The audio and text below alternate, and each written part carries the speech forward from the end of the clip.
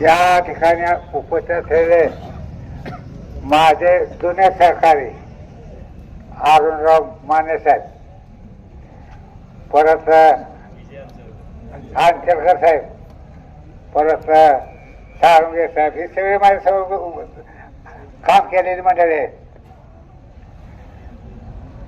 ज्यावेळेस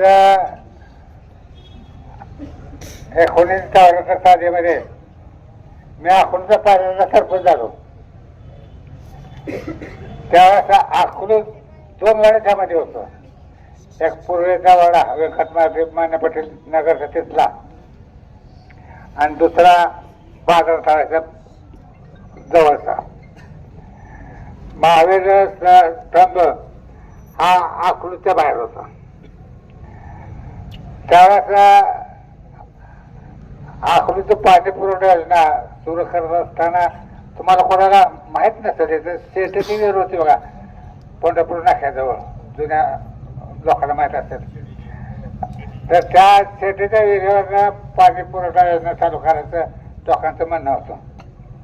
पण सहकार परिषदेने सांगितलं की आपलं अकलूज गाव हे वाढणार आहे, त्यामुळं विहिरीवरून आपण पाणी पुरवठा योजना सुरू केली. ज्यावेळेस पाणी पुरवठा योजना सुरू झाली तेव्हा मी सरपंच होतो. म्हणलं बरं झालं, म्हणलं आपला पाणी पुरवठा योजना सुरू झाली. परंतु परत लक्षात आलं की पाणी पुरवठा योजना अपुरी आहे, म्हणून रणजितदादा आणि दादांच्या माध्यमातून मला वाटतं किती कोटी योजना मंजूर झालेली आहे. आता अकोल्यामधले रस्ते सांगितले त्यांनी, तरी आता रस्ते उकरले चालत, पाईपलाईन टाकायचं चालत, तिथे आता पाणी पुरवठा योजनेचं आहे. ज्यावेळेस आपण सरपंच झालो त्यावेळेस मी फार वेगळा होतो, आता फार वेगळा आहे. हे आता ते गांजा विकतात ना, ती त्यावेळेस विकत नव्हती,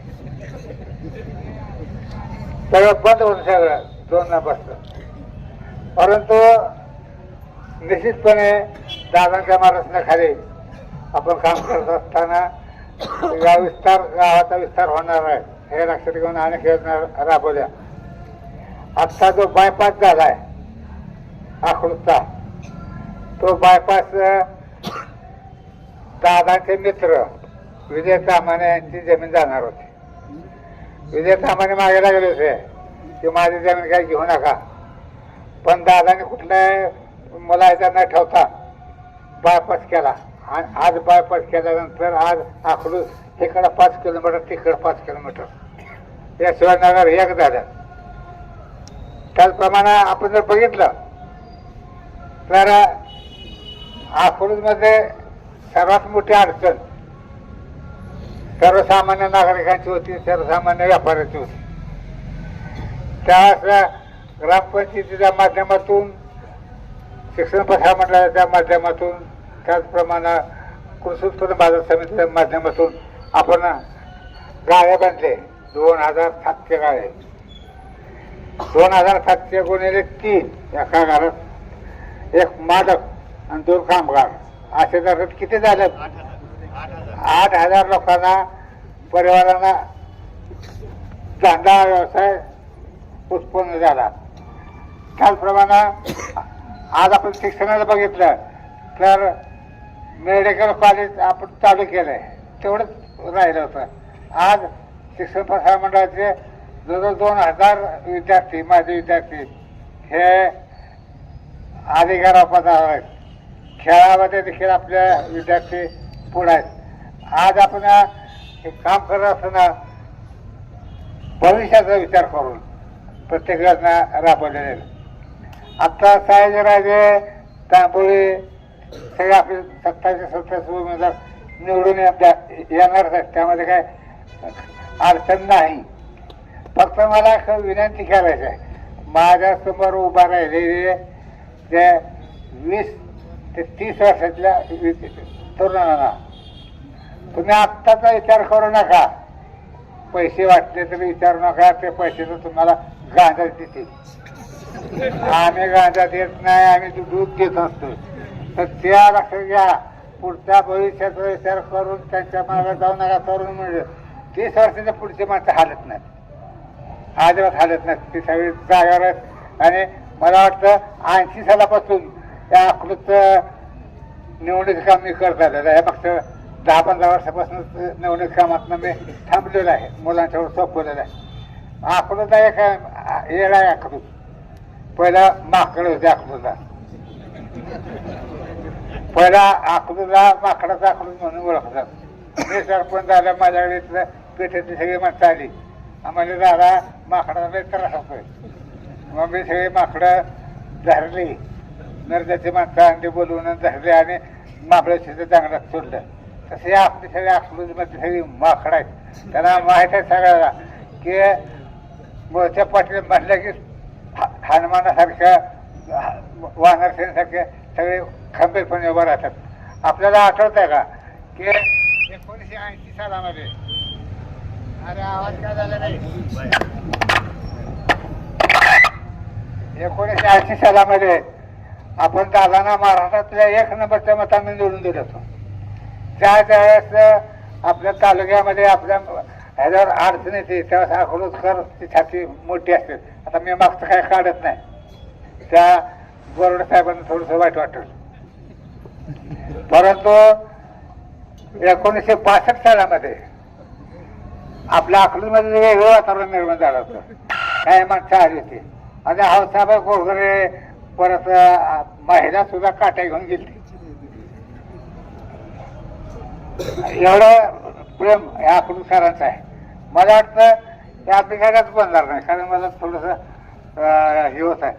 परंतु मला वाटतं कालच्या सभेमध्ये त्या काहीतरी सांगितलं आपल्या उमेदवार पाठवण्याबद्दल, शिक्षणाबद्दल 9वी पाठामध्ये सांगितलं. हा मला त्यांना प्रश्न विचारायचा आहे, कैलासवासी सहकार भरती 7वी पास असताना त्यांनी संपूर्ण तालुक्याचा कायापालट केला. दूध व्यवसाय आणला, कारखाना आणला, पोल्ट्री व्यवसाय आणला, त्याचप्रमाणे मार्केट कमिटी बांधली, त्याचप्रमाणे आपण इतर सगळी कामं सहकारमर्शीने केली. सहकारमर्शी महाराष्ट्र राज्य फेडरेशनच्या अध्यक्ष म्हणून काम केलं 10 वर्ष. दुसरं उदाहरण बघायचं म्हटलं आपण, आपले नेते आदिनाथ दादा 11वी पास आहेत. परंतु 11वी पास असताना दादा महाराष्ट्राचे उपमुख्यमंत्री होतात. म्हणजे ह्या आमची काही निश्चितपणे पुढे जाणार आहे. आज मला सगळ्या आपल्या कार्यकर्त्याचं आपण लक्ष ठेवतो. मला तर नामदेव गायकवाड आमचा दोस्त होता, ते त्या स्टँडवर हमाली करत होता. हमाली करत असताना कोण काम करत, असंच काम करत होता. पण ते माझ्याकडे आला, दादा म्हणला मला फक्त झाडच घेऊन फिरवायला होता. त्याला म्हणलं तुला निश्चितपणे चांगली जागा देणार, फक्त एक काम करतो, दारू प्यायची सोड. तू दारू सोडले की तुला वर चांगली जागा देतो. आणि त्याने खरोखर दारू सोडले माझ्या शब्दाच्या ह्याच्यावर, आणि ते लाल देवाच्या गाडीत फिरायला लागला. सोलापूर जिल्ह्याचा सभापती झाला. आमचा ठोंबरे आपला साठे काय शिवाजी, त्याला सभापती करायला ठरवलं होतं. त्याला म्हणलं सेवा इकडे म्हणलं, आधी तू सही करायला शिक, हा सही शिक आणि मग तुला सभापती करतो. तुला सही जो पण येत नाही तो पण सही नाही. आणि ते मुमताज तिला पण सांगितलं तू सभापती होणार. म्हणजे अकलूज मध्ये जिल्हा परिषद 2 सभापती झाले. कार्यकर्त्यांना आपण सांभाळून घेतोय निश्चितपणे. शिवाजी साठेला गेला बिचारा, परंतु माझ्या शब्दा खातर ते जीव तोडणारा माणूस होता. आणि आज अकलूजमध्ये माझ्यासमोर बसलेले सगळे उभं राहिले सगळे मुलं आहेत. ते मुलं सुद्धा आता थोडंसं आहेत वरच्या ह्याच्यामध्ये विरोधकांच्या झाक्यामध्ये. मला आठवतं हे आपण काम करत असताना गावाचा विकास करणारे कोण आहेत ते लक्षात ठेवलं पाहिजे.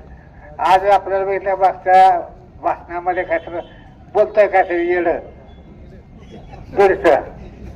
पण ते विसरलं की 19च्या निवडणुकीमध्ये या अकलूजकरांनी त्याला 19,000चं लीड दिलं होतं. 19,000 मताचं लीड दिलं होतं म्हणून ते आमदार झाला. नाहीतर ना त्या काय ते गरुड जानकरने डेपोजिट झालं असतं. त्यावेळेस भैया बाबा सगळे आम्ही मोठे पटेल परिवार सगळे पळून काम केलं म्हणून हे आमदार झाला. आजची अवलाद आहे. आजल्या अवलादा आपल्याकडं ओळख घ्यायची का ते तुम्ही ठरवायचं. मुलांनो ते लक्ष घे, असल्या अवलाद घेऊ नका.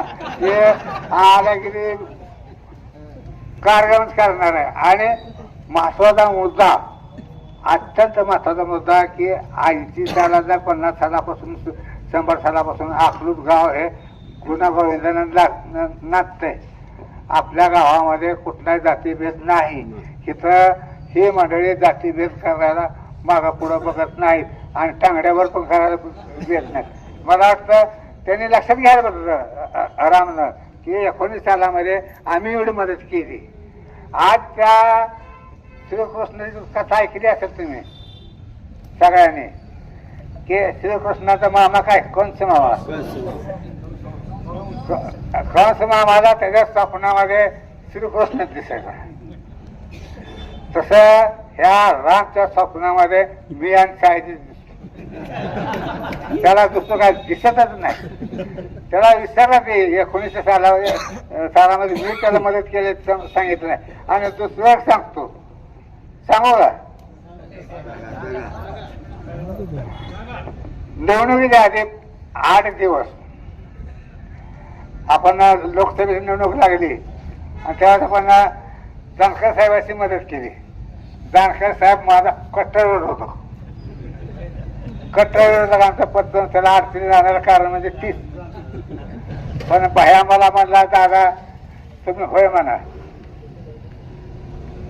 म्हणजे आपण खासदार होतो. त्याला म्हणलं ठीक आहे बाबा तुझ्यासाठी होय म्हणतो म्हणून आपण जानकरला शब्द दिला. मला रामभाऊने बोलवलं मुख्यमंत्र्यांसमोर आणि 35 कोटी रुपये देतो म्हणला. 35 कोटी रुपये देतो तुम्ही माझं काम करा. मी त्याला सांगितलं मी अकलूजमध्ये साध्या लहान मुलाला शब्द दिलाय, तो शब्द सुद्धा मोडणार नाही. मी जानकरला शब्द दिलाय त्याला मी पूर्णपणे सहकार्य करणार आहे. म्हणजे एवढ्या खालच्या पातळीवर जाणारे मंडळी 19,000 लीड. 19,000 लीड काय कमी आहे का? 19,000 लीड विसरला ते तेव्हाच केलेली खूप मदत. म्हणजे असं सगळं काय चाललं.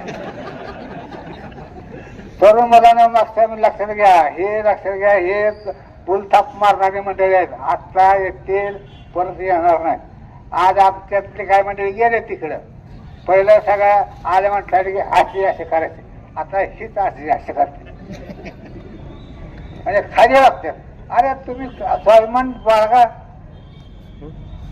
निश्चितपणे तर मुलांना लक्षात ठेवा, हे येणारी मंडळी आहेत समोर ते तुमच्या आमच्यामध्ये भांडण लावण्यासाठी आले. तुम्ही मुलांना लक्षात घ्या, हे अकलूजचा विकास करायचा असेल, अकलूज पुढे न्यायचं असेल, आणखीन योजना आणायच्या असतील तर आपल्याला राष्ट्रवादी पवार साहेब जो गट आपण उभा केलेला आहे त्यांचं चिन्ह आहे तुतारी.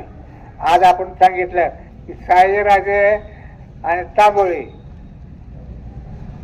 तुला का उभा केला माहिती आहे का?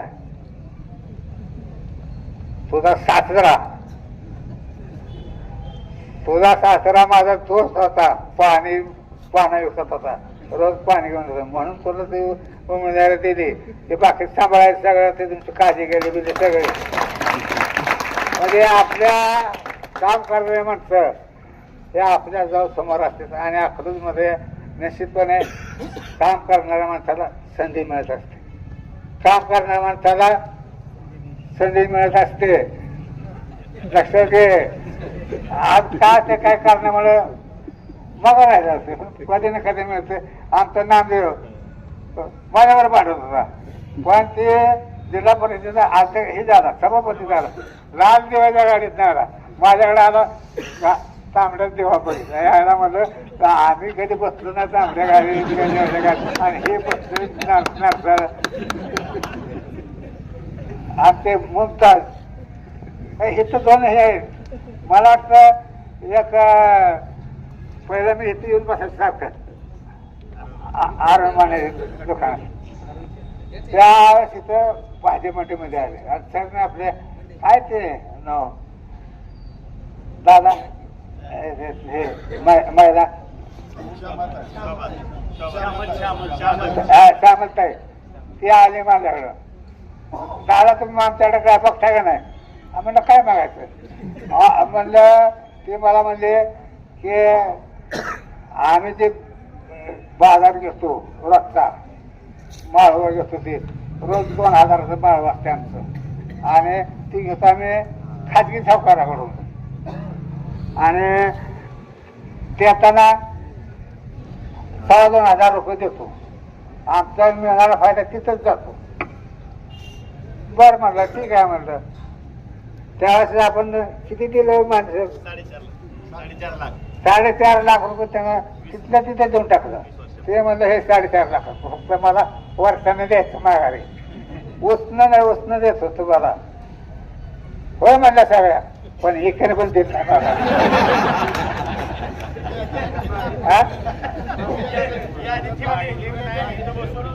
दादा ती वही अजून तशीच आहे माघारी ती वही तशीच आहे अजून दादा. पण निश्चितपणे त्यांचे व्याजाचे पैसे वाचले एवढंच आम्हाला अभिमान वाटतो. हे काय मी काल सांगितलं ते यायला आली नाही खोलीत. पप्पांची बहीण आली नाही का?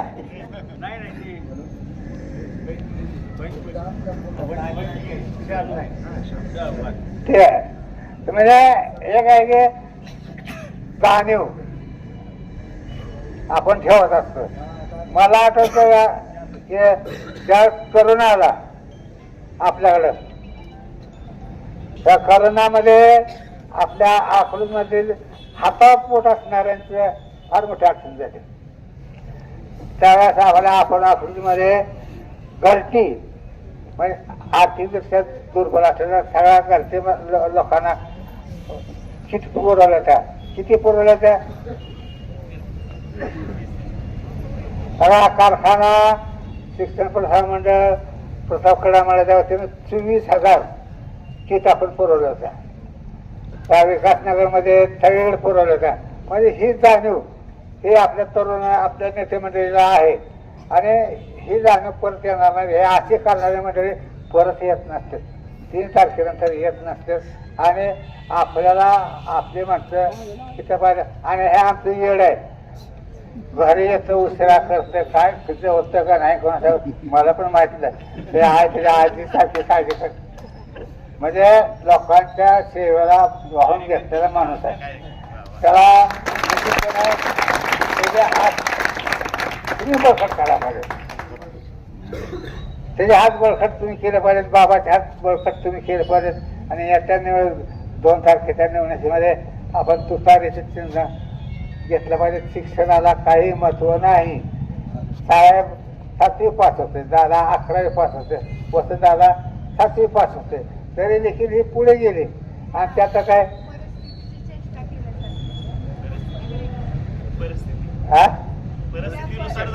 परिस्थिती निस्तार असते. आज आपण बोलायचं म्हणत नाही बोलायचं ते बरं. तर एक लक्षात घ्या. तुम्हाला एक उदाहरण सांगतो की शिस्त असावं लागते. कुठला कार्यक्रम राबवत असताना शिस्त असल्या पाहिजे. जवळचा माणूस लांबचा माणूस शत्रू अजिबात नाही. मला वाटतं एक उदाहरण देतो मी की मागच्याच 8-10 दिवसापूर्वी अकलाई मंदिराच्या वतीनं जगन्नाथपुरीची यात्रा चालू जाऊन आली. तेव्हा आमचे तिथले दोघं ते होते. किती आले बघ आहे 10 मिनिटं अजून. दोघं तिघे आले. दादा काय ह्या महिलामध्ये 6 महिला आपल्या विरोधात असले त्यांना घ्यायचं आहे का? त्याला सांगितलं देवाच्या दारामध्ये राजकारण आणायचं नाही, देवाच्या दारामध्ये राजकारण आणायचं नाही आणि आपल्याला न्यायचं त्यांना घेऊन गेलो आपण. आता काय मत देतील न देतील ते त्यांचा प्रश्न. मला वाटतं भाई 1 लक्षात घ्या,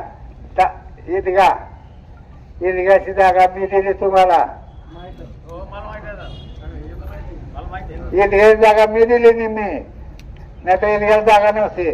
तुम्ही राहिली तुमचं नाव करून द्यायचे, ते तुम्ही ट्रस्ट केला नाही म्हणून आणि तुमच्या एकामेकात खेकड्यासारखं पाय वाढताय म्हणून तुम्ही ट्रस्ट करत नाही. तुम्ही ट्रस्ट करा, उद्या जागा तुमचं नाव. हा पण मी असे पण करून घ्या, ह्याच्या डोक्यात काही नका.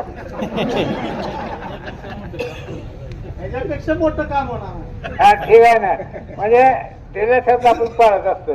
एक आहे कोरोना नाही घेऊन आहे की 2 नंबरचा व्यवसाय करणाऱ्या पाठीमागे जाणार का प्रामाणिकपणे काम करण्याच्या पाठीमागे जाणार. आता मला वाटतं कुठं ते पूर आलता काय ते आलता काल मध्ये आपल्या अकोटमध्ये तिथंच घेतला. मला वाटतं ते हळू कुठनं जर पैसे काढून देते तर मला मागत नाही. अरे ते मी त्याच्यावर पहिल्यांदा सरपंच झालो तेव्हा साहेबांनी मला सांगितलं होतं की पहिलं तू आर्थिकदृष्ट्या सबल हो आणि मग राजकारण कर. तसं तू आधी आर्थिकदृष्ट्या सबल हो आणि मग तुला काय करायचं का 10 लाख रुपये वाट नाही तर 10 कोटी रुपये वाट, पण आर्थिकदृष्ट्या सबल व्हायचं पाहिजे. निश्चितपणे तरुण नव्हे तर माझं घरी तरुण आहे. एक लक्षात घ्या की हे येणारे मंडळी आहेत, हे मंडळी तुम्हाला बोलतापा मारतील, त्या बोलतापाला बळी पडू नका. आपलं चिन्ह आहे तुतारी घेतलेला माणूस, त्या तुतारी घेतलेल्या माणसाला आपण मतदान करायचं आहे. आपली काय आडगाळे रेश्मा आडगाळे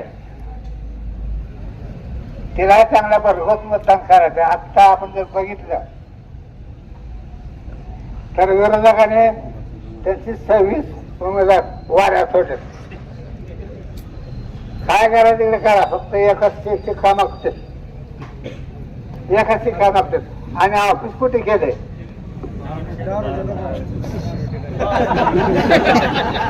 ऑफिस पण कुठे केलं हे तर केलं त्याला म्हणजे तुम्हाला फुकाट देणार नाही. ही त्यांचं धंद्याची जाहिरात आहे, ती जाहिरात करून करते. एक आहे की आपल्याला आपल्या अकलूजमध्ये पुढे न्यायचं असेल त्या तरुणमध्ये बाबा असेल की आपला के पटलाचा संक्रांती असेल, सयाजीराज असेल आणि सगळे मंडळी आहेत, ह्यांना सगळ्यांना भरघोस मतानं निवडून द्या आणि ह्याची जिरवा.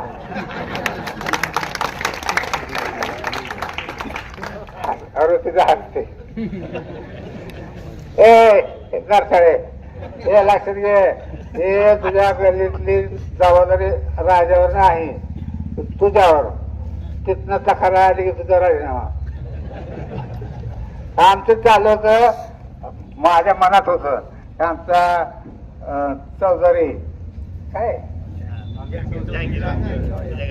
जहांगीर आपला हमजीबाई आणि त्यांचा आपला दोस्त फखरुद्दीन त्यांच्या सुनाला 2 नंबर 5 नंबर वाटायला द्यायचं, पण नको म्हणतो बाहेरची ऊन जाते ते टाकायला नको म्हणून तुला दिलंय. तू जर कमी पडली तर तुला घरी राजीनामा घेणार.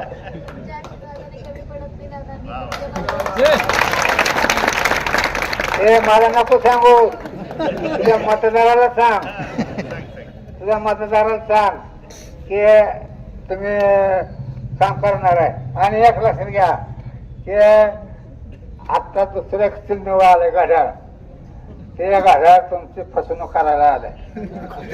ते भाजपचं चिन्ह आहे. मुस्लिम समाजाची मत विभागणी करण्यासाठी ते उभा राहिलेले मंडळी आहेत. त्याच्यावर लक्ष ठेवा. कुणी देखील नका तुतारी घेतलेला माणूस लक्षात घ्या. आणि सयाजीराजे तांबोळी आणि आडगळे ह्या सर्वांना त्याने चांगल्या मतानं निवडून द्या. खरं म्हणजे बोलायचं बरंच होतं, पण 9 वाजत आले, वेळ पाळत असतो. आणि एक लक्षात घ्या की आपण नियमानं चालत असतो. काम करणाऱ्याला बक्षीस, चुकणाऱ्याला शिक्षा, हे आपलं धोरण आहे. आता जे काम करतील त्यांना निश्चितपणे कधी ना कधी, आज नाही उद्या परवा कधी बक्षीस मिळत. पण चुकणाऱ्याला शिक्षा हे ठरलेले आहे. आणि कशी शिक्षा देऊ ते आम्हाला माहित आहे. आमचा कोण गणेश माने असू द्या, नाही तर आणखी कोणी असू द्या, त्याला शिक्षा हे ठरणार आहे. कशी देणार ते आम्ही ठरवू. पण निश्चितपणे आपल्याला चांगल्या पद्धतीनं निवडून द्यायचं. आता मला वाटतं एक लक्ष घ्या, मध्ये आधी काही विचारायचं नाही. आता आपण भाषण चालू इथं, तर इथनं सुखाच्या गाड्या चालू असतात. तुम्ही कार्यकर्ते झोपू नका, लगेच पोलीस स्टेशनला फोन करा आणि सांगा की असं होत आहे. सावध राहायला पाहिजे. कसल्या परिस्थितीमध्ये आपला कार्यकर्ता सावध राहायला पाहिजे. सगळे इथं तरुण मुलांना मी अजून सांगतो की गांजावाल्या बसा मागात जाणार का विकासाच्या पाठीमागे जाणार, हे मागा आवाज नाहीये, विकासाच्या पाठीमागे जाणार. धन्यवाद.